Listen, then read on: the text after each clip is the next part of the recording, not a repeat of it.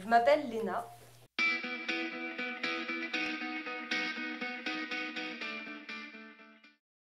C'est un vaste mot.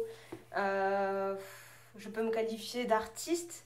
Je suis très rêveuse déjà dans l'âme et j'ai envie d'accomplir mes rêves. Je suis guitariste, prof de guitare. J'adore l'audiovisuel. Donc j'adore créer des clips en parallèle par passion. Et j'ai pas mal de projets dans le milieu. Donc voilà, je pense que c'est bien résumé, mais bon. Ouf, j'en ai pas mal. Mais je dirais le pire, c'est... je suis quelqu'un de très stressé à la base. Donc ce stress peut m'envahir, notamment avant de monter sur scène et me déstabiliser. Donc c'est un très gros défaut. Je dirais que c'est le pire que j'ai me concernant, en tout cas. Ma principale qualité, c'est que je suis ambitieuse. Et quand j'ai quelque chose en tête, j'essaie de le réaliser. Donc peu importe si c'est quelque chose d'assez... je suis très mégalomane en soi, comme beaucoup d'artistes, je pense. Mais peu importe, tout ce que j'ai ici, j'essaie de réaliser ça jusqu'au bout, même si ça prendra des années.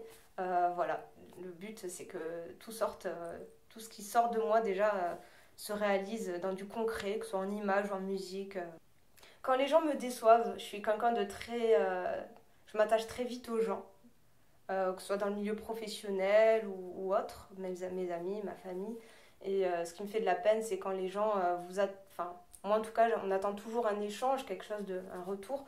Et quand ces gens me déçoivent, ouais, c'est ça qui me fait le plus de peine. Ouais. La première chose qui me vient en tête, c'est l'amour des gens en général. Quand il y a un retour mutuel, ça peut concerner les cours de guitare dans lesquels je reçois l'amour de mes élèves, notamment quand ils sont heureux d'avoir fini quelque chose, un morceau en l'occurrence, qui sont contents de leur progression ou qui ressortent grandis d'un concert, parce que j'organise pas mal de concerts à l'année. Là déjà ça me procure énormément de joie, d'amour. Enfin, souvent je rentre en cours, je peux être fatiguée, voilà. Et je ressors le soir après mes cours et je suis encore plus enthousiaste et j'ai reçu une très bonne énergie de mes élèves. Ça me nourrit de l'intérieur, donc ça c'est un premier truc déjà qui me procure énormément de joie. Également, il y a quand je ressors d'un concert où je suis contente de moi, c'est assez rare. On ressort grandi et je me dis que le stress qui peut me porter tort, là cette fois-ci j'ai pu le gérer comme j'ai pas pu le faire dans d'autres fois. Enfin, c'est tellement aléatoire, mais voilà, ça aussi, ça me procure énormément de joie. Ma force, c'est déjà de croire en mes rêves. Ça, c'est la première des choses. Si on veut réussir quelque chose, il faut le rêver, il faut l'imaginer, il faut l'écrire, faut... Enfin, moi, je suis tout le temps là-haut, hein. Je suis tout le temps dans ma tête en train d'imaginer des choses. Ça se fait pas, ben tant pis, mais au moins, je vais tout faire pour que ça se réalise. Et j'ai aussi envie de porter mes élèves à travers les rêves que j'ai pu vivre. Donc je pense que c'est une force, ça, de pouvoir leur inculquer quelque chose qu'ils peuvent vivre parce que je leur autorise, je fais en sorte que ça puisse se réaliser.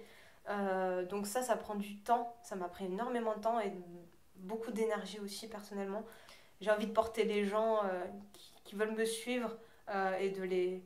Ben voilà, de réaliser aussi ce, bon, je sais pas si c'était un rêve pour eux, mais en tout cas, j'ai envie de partager ça avec d'autres personnes et leur montrer que tout est possible avec une bonne organisation, les bonnes connaissances, les bonnes personnes. Moi, en fait, il faut savoir que ma force, j'ai beaucoup de force du moment où j'ai de la volonté et que ça réunit quelque chose, mais j'arrive à imaginer par la suite, en fait, c'est... Ma force, je le rejoins avec le mot passion, parce que pour moi, ça va ensemble, en fait. Je peux pas vivre sans passion, sans porter quelque chose avec passion. Et le mot passion, c'est fort, hein, du coup. Hein. C'est ce qui nous porte plus facilement à la finalité des choses, même si parfois ça a pu prendre du temps et beaucoup d'énergie. J'ai tendance à m'oublier, mais limite à penser que je n'ai plus de corps. C'est bizarre. Pourtant, c'est sans notre corps, on ne peut rien faire. Mais j'ai toujours été comme ça, hein, je m'en rends pas compte, c'est parce que la passion prend le dessus que du coup j'ai tendance à m'oublier au point de ne plus me nourrir ou quoi que ce soit, sauf que au bout d'un moment le corps nous le fait comprendre. Mais c'est même pas volontaire, hein, simplement que je mets en avant plus la passion que moi-même. Donc, mais je pense au projet que j'ai là, que je vois là, mais moi je sais plus que j'existe en fait, mais je ne saurais comment l'expliquer, à part dire que c'est la passion qui prend le dessus. Et j'ai souvent tendance à le faire.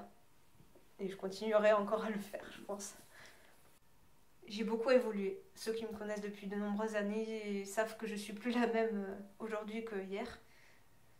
Et que je continue d'évoluer, que je fais le maximum. Certains diront que je suis courageuse avec les étapes de ma vie qui m'ont aidée à grandir. Des choses très difficiles que j'ai vécues beaucoup, on va dire, j'allais dire seule. Mais quand je dis seule, c'est en dehors de ma famille.